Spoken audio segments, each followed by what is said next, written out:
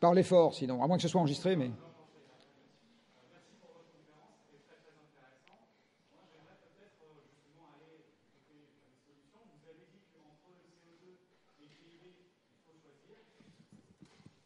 Est-ce que ça fonctionne maintenant? Très bien.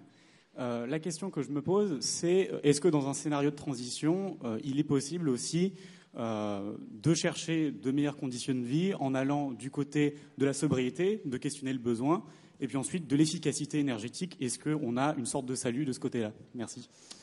Alors, il faut renverser la question, ou plus exactement, il faut renverser les conditions aux limites. Alors, je vais vous donner un premier exemple, et ensuite j'élargirai. Aujourd'hui, dans la recherche économique, macroéconomique, la seule question que les chercheurs se posent, c'est comment faire revenir la croissance. Je pense que ça vaudrait le coup qu'avec 5% de nos impôts, puisque la recherche est essentiellement payée par nos impôts, il y a une petite partie des gens qui se disent, admettons qu'elles ne reviennent pas, c'est quoi la meilleure optimisation du système? Alors ça, c'est une partie de la réponse à votre question. C'est-à-dire, en fait, on renverse la question. On dit, on admet qu'on ne l'aura pas, même pas on la recherche, on ne l'aura pas. C'est quoi la meilleure manière de s'organiser pour que les gens soient le plus heureux possible? C'est ce que les ingénieurs appellent une optimisation sous contrainte. Vous collez une contrainte.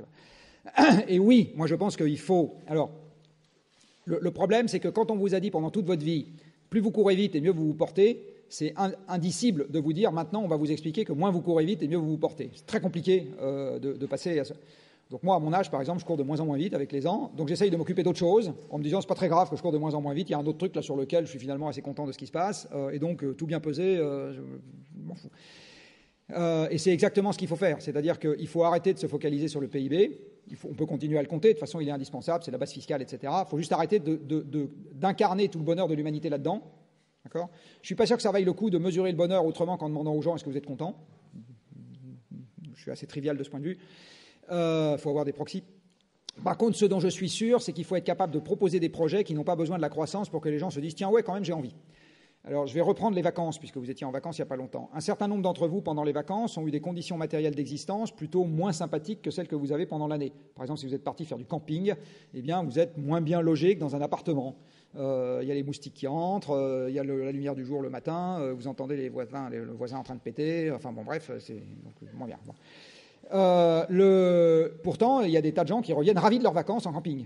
D'accord ? Donc ça veut dire qu'il y a moyen de moyenner, comme disait l'autre, et qu'il y a des cas de figure dans lesquels on peut très bien vous dire je te donne un peu moins d'ici et un peu plus de là, et à ce moment, il faut entraîner les gens sur des projets où on a réfléchi à l'avance sur qu'est-ce qu'on peut proposer où il y a moins de PIB mais plus d'autres choses, donc les gens accepteront, et on organise la vente, entre guillemets, sur le plus d'autres choses, en disant et je vais vous aider accessoirement à vous organiser avec moins de machin. Alors, je vais vous donner un exemple. Si vous diminuez les revenus des gens, vous devez corrélativement diminuer les loyers.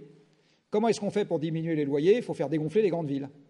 Donc vous voyez qu'un des moyens de s'accommoder d'une baisse du PIB, c'est d'arrêter de concentrer tout le développement dans Paris et quelques métropoles. Il faut faire l'exact inverse à partir de maintenant. D'accord ? C'est la seule condition. À la campagne, un certain nombre de ressources peuvent être quasi gratuites. Commencez par l'air que vous respirez, alors que les Tokyoïtes, ils ont besoin d'avoir un distributeur à oxygène maintenant. Vous êtes capable du coup de vous accommoder d'une baisse de vos revenus. Moi, je connais des gens qui ont fait ce choix de manière délibérée. J'ai pas l'impression qu'ils soient plus malheureux. Voilà. Donc c'est plutôt comme ça. Donc j'ai envie de dire, c'est aux corps intermédiaires qui forgent la politique et qui forgent les projets, qu'ils soient dans la politique ou chez les décideurs économiques ou chez les académiques, etc., de penser des plans qui s'accommodent d'une baisse de la croissance que vous ne vendrez jamais en tant que telle, parce que ça, c'est inaudible. Vous allez y passer 20 ans avant qu'on... Or, on a 30 ans pour résoudre notre problème, donc vous n'avez pas le temps. D'accord ? Mais c'est bien comme ça qu'il faut s'y prendre. Il faut s'y prendre en proposant des trucs qui n'ont plus besoin de la croissance.